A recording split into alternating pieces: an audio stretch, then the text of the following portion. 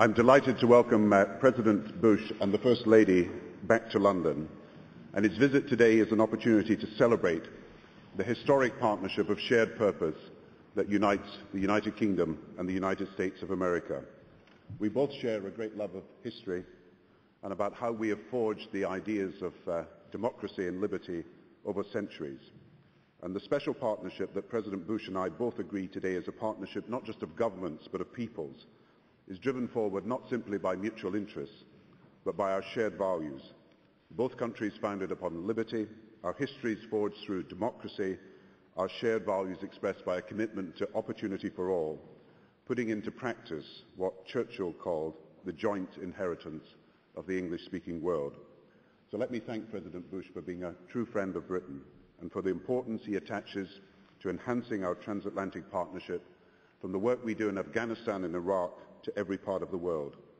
And let me thank him for the steadfastness and the resolution that he has shown in rooting out terrorism in all parts of the world, in working for a Middle East peace settlement, in bringing hope to Africa, in working for a free trade world where, in spite of today's current difficulties with oil and food prices, there is and should be a wider and deeper prosperity in future for all. Now, in our substantive and wide-ranging talks last night and this morning, the President and I have discussed a number of central issues. We have discussed Iran's nuclear ambitions. We have discussed Iraq and Afghanistan, where our forces are working side by side. We have discussed the criminal cabal that now threatens to make a mockery of free and fair elections in Zimbabwe. We have discussed what we can do about democracy in Burma. We have resolved, first of all, as we did some years ago, that it is in the British national interest to confront the Taliban in Afghanistan, or Afghanistan would come to us. And so today Britain will announce additional troops for Afghanistan, bringing our numbers in Afghanistan to the highest level. And let me thank our troops and the troops of America and 42 other countries who are in Afghanistan, as I thank our forces in Iraq, for their courage and for their professionalism. And let me acknowledge the bravery of the 5 members of the 2nd Paratroop Regiment, British men who have in the last few days sacrificed their lives for freedom. 18 months ago, the Taliban boasted that they and their paid foreign fighters would drive our forces out of southern Helmand. Now most agree that security is on the way to being transformed. Last week in Paris, a total of 80 countries pledged 20 billion, with nearly $1 billion from the United Kingdom, to support the Afghan National Development Strategy. Our aim is to generate progress where the 4th poorest country in the world, laid low by decades of conflict, can as a democracy enjoy peaceful social and economic development, with our forces over time moving from a direct combat role to train and support Afghanistan's own army and police. In Iraq, there is still work to be done, and Britain is playing and will continue to play its part. Where we have over 4,000 troops in Basra, we will continue the shared policy of Iraqis taking more control over their own affairs, moving from combat to overwatch in Basra. A policy is showing success as we continue the task we have set ourselves. Strong and well-trained Iraqi forces, capable of securing the peace, firm commitments to new local government elections soon, and speeding up the social and economic development of Iraq so that people have a stake in the future. Our message today to the Iranian people is that you do not have to choose the path of confrontation. The latest rounds of talks with the Iranians took place over the weekend. Once again, we put our enhanced offer on the table, including political and economic partnership and help with nuclear technology for civilian use. We await the Iranian response and will do everything possible to maintain the dialogue. But we are also clear that if Iran continues to ignore united resolutions, to ignore our offers of partnership, we have no choice but to intensify sanctions. And so today Britain will urge Europe, and Europe will agree to take further sanctions against Iran. First of all, we will take action today that will freeze the overseas assets of the biggest bank in Iran, the Bank Melli. And second, action will start today for a new phase of sanctions on oil and gas. And I will repeat that we will take any necessary action so that Iran is aware of the choice it has to make to start to play its part as a full and respected member of the international community or face further isolation.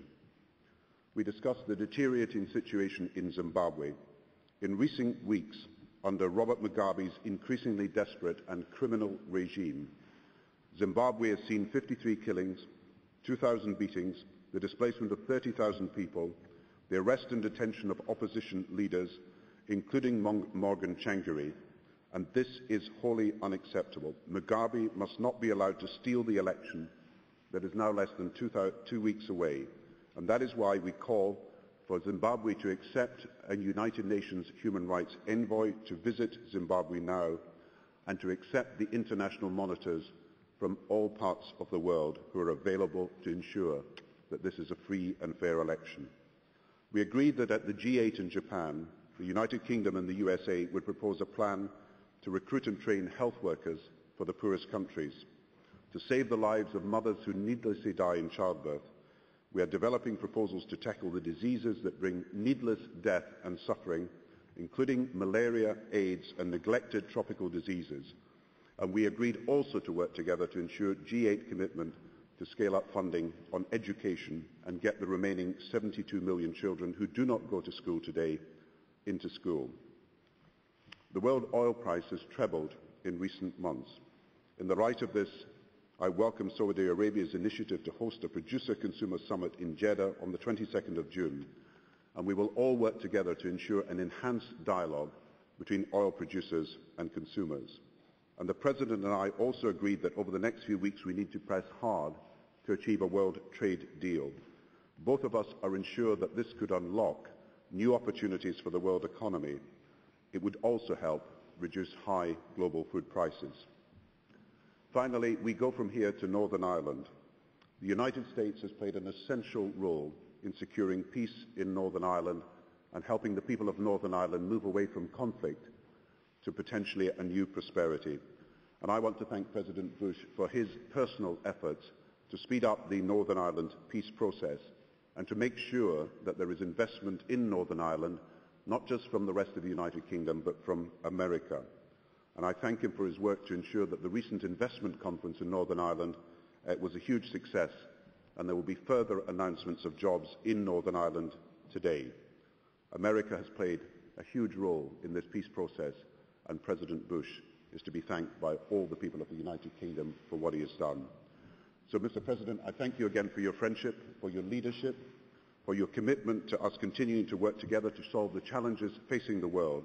I'm pleased you're here. I value the gains we've made together, and I look forward to our continued friendship. Thank you, Mr. Prime Minister. Thank you very much for your friendship. Thank you for your hospitality. This has been a good trip. By the way, some are speculating this is my last trip. Let them speculate. Who knows? But it's been we had a great dinner last night. I want to thank you and Sarah. And thanks for calling together the historians. Great Britain has produced great historians, and I love reading a lot of their works, and it's so kind of you to have them over. And the food was good too. And also, we had a great visit yesterday. Laura and I went to see Her Majesty the Queen. I thank her for her hospitality. And then yesterday at the embassy, thanks to our ambassador, I had the opportunity to speak to some of your soldiers, and I listened to their stories of courage and bravery and sacrifice, and it was really touching. And I really appreciate British people supporting the people who wear the uniform. And I am looking forward to going with you to Northern Ireland this evening. You've taken the lead. We're just pleased to help, and hopefully this visit will help keep the process moving. First thing about Gordon Brown, he's tough on terror, and I appreciate it. And so should the people of Great Britain and the world. He fully understands that while some want to say that the terrorist threat is gone or there's nothing to worry about, it is something to worry about. And you were tested early in your prime ministership. You dealt with the challenge. And I appreciate your continued focus and your understanding that we've got to work together to protect our people, and your understanding that freedom is transformative and the ultimate way to succeed against these extremists who use murder as a way to achieve their political objectives is to marginalize them through the advance of liberty. And that's what we're doing in places like Afghanistan and Iraq. And it is tough work. It's hard to take a society that had been ravished by brutality and convince people to take the risks necessary to work for civil society and freedom for women and to educate their children. But I believe it's necessary work for the sake of peace and for our security. And I believe it's in the moral interests of comfortable nations to help others realize the blessings of liberty. Oh, for some, that sounds like hopeless idealism.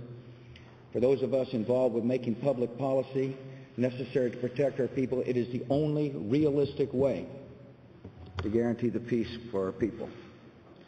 And so you've been strong on Afghanistan and Iraq, and I appreciate it. But more importantly, the people of Afghanistan and Iraq appreciate it. The march to democracy is never smooth. We've had our own history. You know, America is viewed as a great democracy. Just remember, many of our citizens were enslaved for a long period of time before we finally got it right. But it's in our interest to help these folks.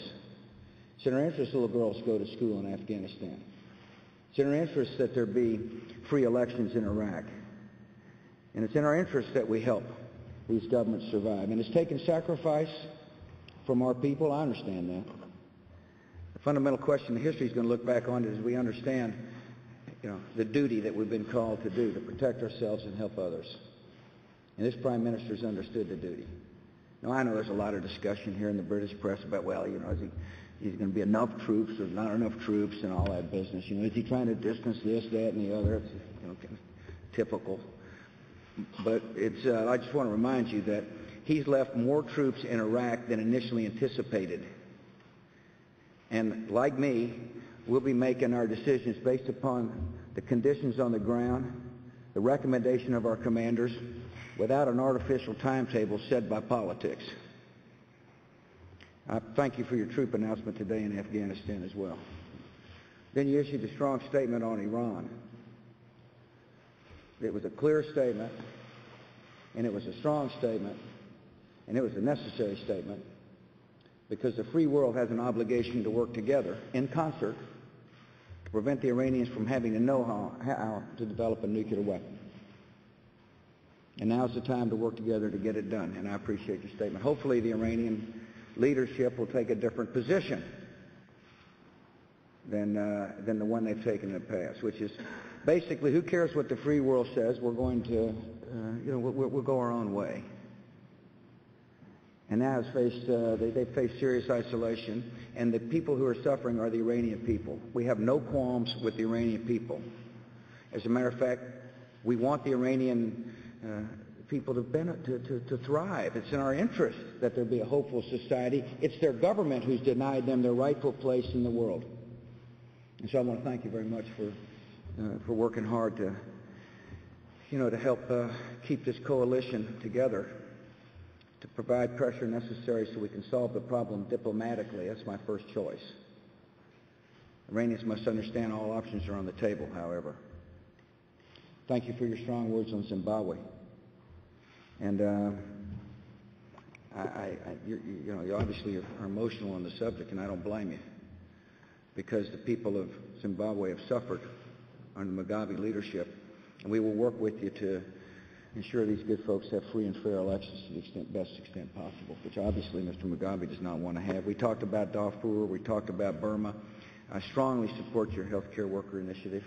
Looking forward to going to the G8 to articulate that, and we expect the people of the G8, the leaders of the G8 countries, to fulfill their obligations.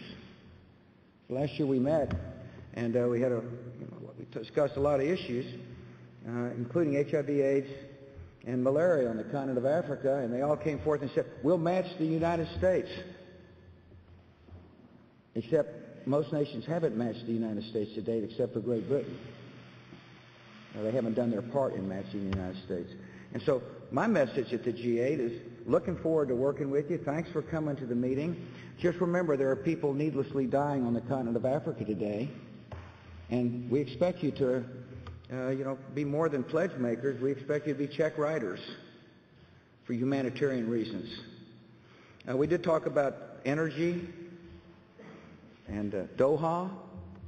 I'm concerned about Doha. I'm concerned that while we're making some progress on the agricultural side, that nations such as Brazil and India and China are not making corresponding openings on manufacturing and service in the service sector on their part. And in order to have a successful round, which I believe is essential, and so does Gordon, to fight off protectionism and to help poor nations develop, that now's the time to get a Doha round completed. And in order to do so, there has to be more movement on the manufacturing and service sector so that it can be a fair and equitable deal.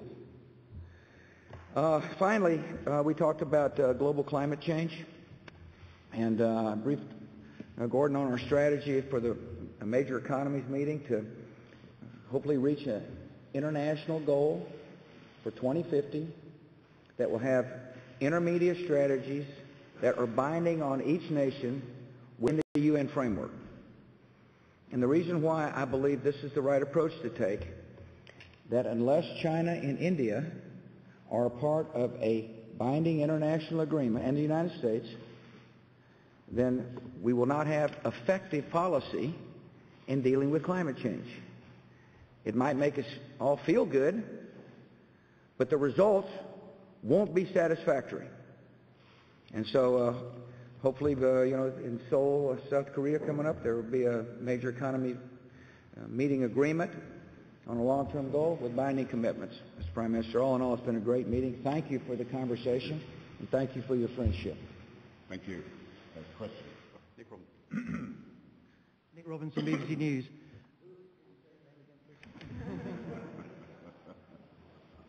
Good to have you. Yeah. Missed the hat.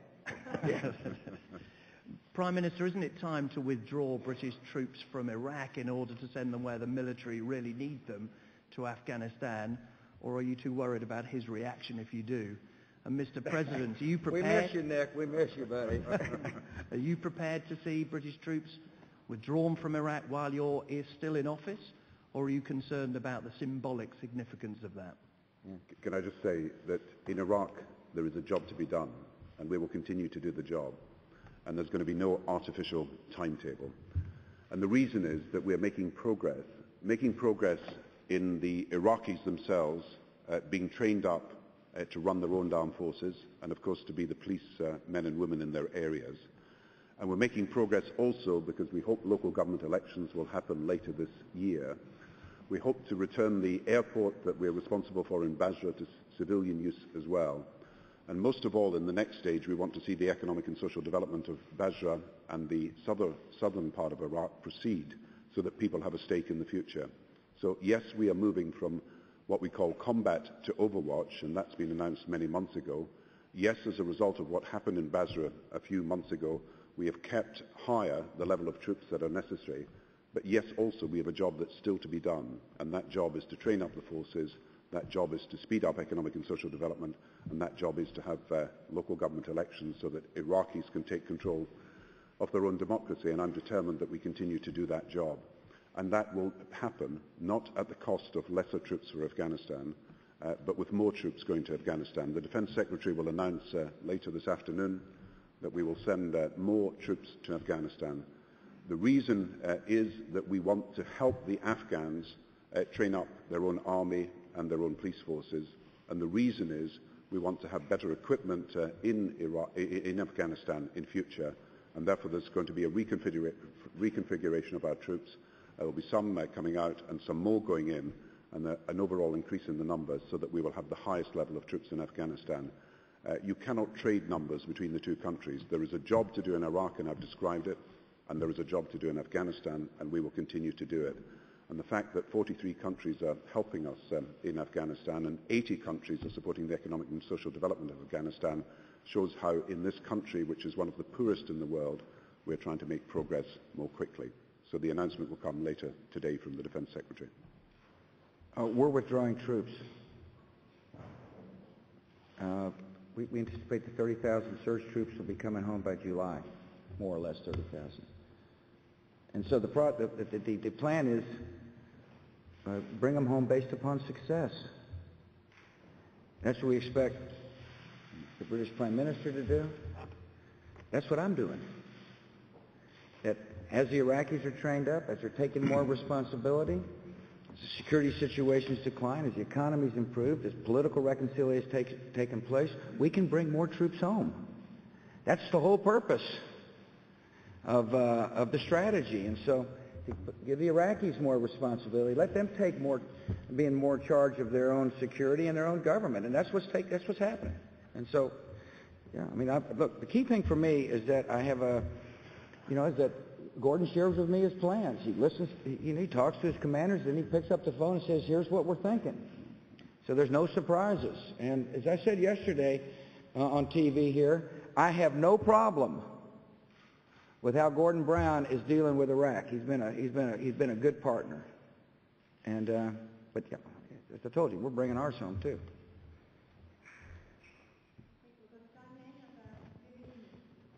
Yeah, you got it. President, I'd like to ask you about recent events along the Pakistan-Afghanistan border. Do you back President Karzai when he says he may send his troops into Pakistan to take care of some of the militants who are launching attacks in his territory? And do you think that the agreements that the new government of Pakistan is pursuing with some of the militant tribes in that area amount to the sort of appeasement that you talked about in your speech last month?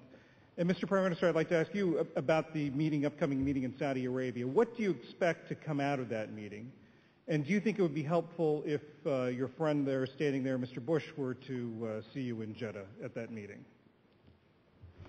Our strategy is to deny safe haven to extremists who would do harm to innocent people. And that's the strategy of Afghanistan. It needs to be the strategy of Pakistan. It's in all our interests to prevent those who murder innocent people to achieve political objectives to gain safe haven. And so we look forward to working. I mean, one thing that can happen is there can be, more dialogue between the Pak government and the Afghan government. There was, in the past, they had a jirga amongst tribal leaders in the region from both sides of the border that made a difference. And I think that would be a good idea to restart the jirga process.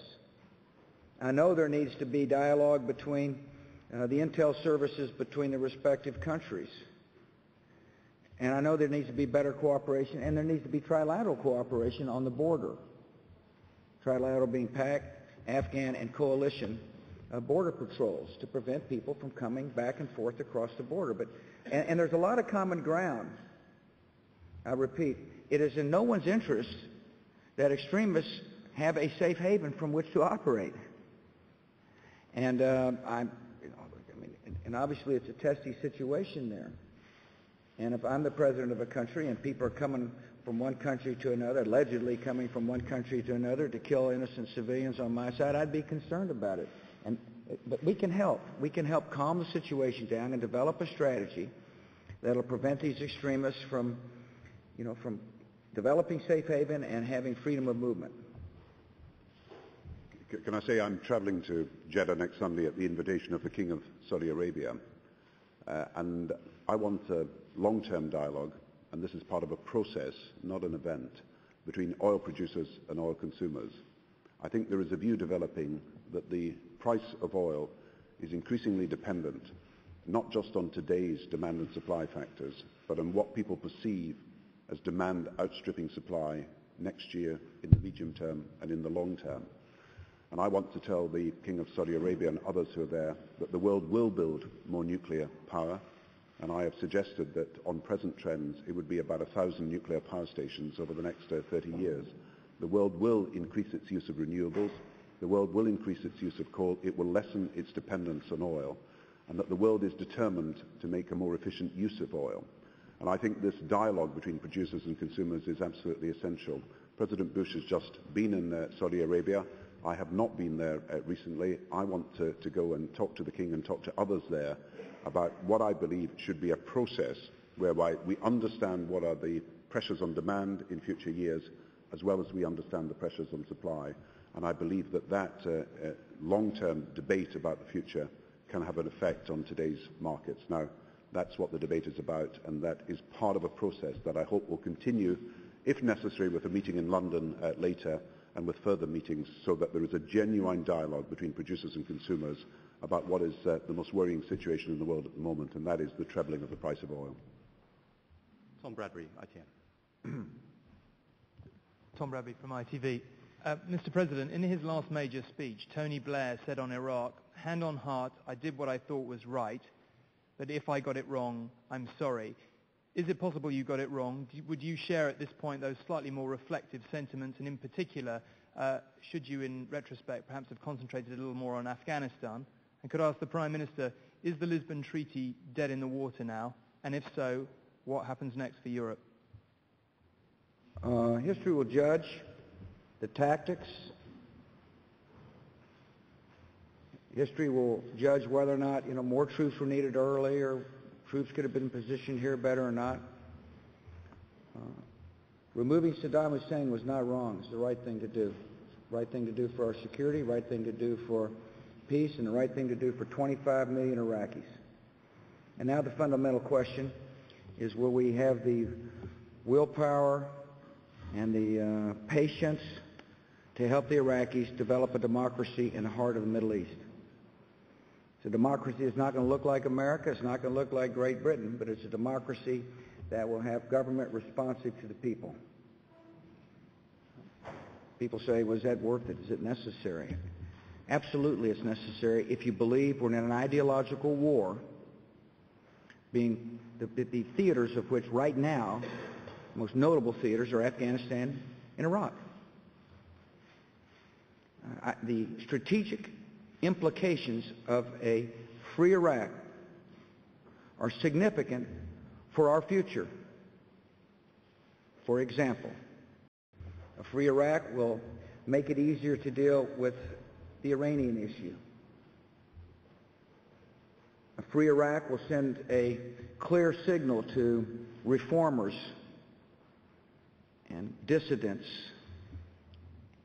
would-be journalists throughout the Middle East, that a free society is available for you as well. And the question facing the Western world is, will we fall prey to the argument that stability is more important than forms of government? That what appears to be stable and peaceful, is that more important than how people live their lives? What kind of government? You just heard the Prime Minister speak eloquently about Zimbabwe. The lesson there is forms of government matter. Freedom has had a transformative effect in Europe, in the Far East, and the fundamental question is, will we work to see it have a transformative effect in the Middle East? Now, there are many doubters. I understand that, because there is some who say that perhaps freedom is not universal. Maybe it's only Western people that can self-govern. Maybe it's only, white guy Methodists who are capable of, self-government. I reject that notion. I think that's the ultimate form of political elitism. And I believe an accurate reading of history says that freedom can bring peace we want. And it'll bring peace to the Middle East, unless, of course, we become isolationists, unless, of course, we lose our confidence, unless, of course, we quit. And so, yeah, I'm sure there's people will say they could have done things better here and there. But I'm absolutely confident that the decision to remove Saddam Hussein was the right decision. Can I just emphasize the passion for freedom, I think, is a universal value. And I believe that Iraq is a democracy today because of the action that we've taken. And our next task is to make sure that all Iraqis feel that they have an economic stake as well as a democratic stake in the future of the country, and that's why the work continues. On Europe, I'll meet Brian Cowan, the Taoiseach of Ireland, when I'm in Belfast later today. The legal position on the European Treaty is very clear, that all 27 members must sign and therefore ratify the treaty before it comes into force. It is for each member to decide its own process for doing so, and we will continue our process of debating this in the House of Lords and then royal assent during the course of this week. I think a short period of reflection is necessary for the Irish to put forward their proposals about how they will deal with this, and we look forward to the Irish coming to the European Council on Thursday with a view of what should be done. I believe that when David Miliband makes a statement to the House this afternoon following a meeting of the European foreign ministers, he will be able to say that all the European Union members believe that Ireland should be given this time to reflect on what they need to do and then make their proposals about how the situation can be resolved. Last question to Ed Chen of Bloomberg, please. Good morning, Mr. President, Prime Minister. I'd like to ask you both about Iran. President Bush, you've talked about it at every stop. A similar process, it seems, that is deterring North Korea from its nuclear ambitions has basically allowed North Korea to make progress toward nuclear weapons. At what point are you willing to draw a line here with Iran? And isn't Iran seemingly learning a lesson from the North Korea experience? Ed, I just strongly disagree with your premise that the six-party talks has encouraged Iran to develop nuclear weapons. I don't know why you've even come to that conclusion, because the facts are the six-party talks is the only way to send a message to the North Koreans that the world isn't going to tolerate them having a weapon. I mean, in other words, they are.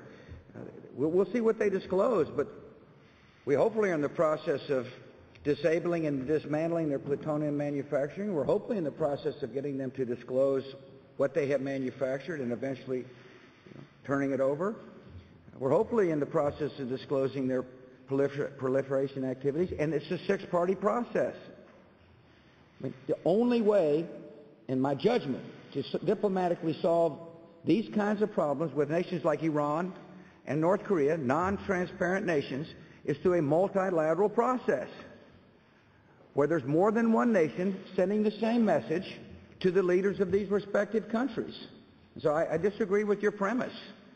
As a matter of fact, the Iranians must understand that when we come together and speak with one voice, we're serious. That's why the Prime Minister's statement was so powerful. And that's the lesson that the North Koreans are hearing. And so it's, I said the other day that, you know, one of the things that I will leave behind is a multilateralism to deal with tyrants. So problems can be solved diplomatically. And the difficulty, of course, is that sometimes economics and money trumps national security interests. So you go around asking nations, by the way, it's not a problem for Great Britain. So you say to your partners, don't sell goods. You know, let's send a focused message, all aiming to create the conditions so that somebody rational shows up. In other words, people hopefully are sick of isolation in their respective countries. And they show up and say, we're tired of this. There's a better way forward. And in order for that to be effective, Ed, there has to be more than one voice. So if I were the North Koreans and I were looking at Iran, or the Iranians looking at North Korea, I'd say, uh-oh, there are coalitions coming together that are bound tightly, more tightly than ever, in order to send us a focused message. And, you know, let me just say one thing about the Iranian demand for civilian nuclear power. It's a justifiable demand. You just heard the Prime Minister talk about the spread of civilian nuclear power, which I support, starting in my own country, by the way. We need to be building civilian nuclear power plants. And so when the Iranians say we have a sovereign right to have one, the answer is, you bet you have a sovereign right, absolutely. But you don't have the trust of those of us who have watched you carefully when it comes to enriching uranium, because you have declared that you want to destroy democracies in the neighborhood, for example. Therefore, and this is the Russian proposal, by the way, therefore we'll provide fuel for you. And we'll collect the fuel after you've used it, so you can have your civilian nuclear power, which undermines what the Iranians are saying. And that is, we must enrich in order to have civilian nuclear power. You don't need to enrich to have civilian nuclear power. The Russian proposal is what we support. This proposal wouldn't have happened had there not been a multilateral process. And so what these nations need to see is we're serious about solving these problems. And the United States spends a lot of time working with our partners to get them solved. Thank you very much. Thank you all very much.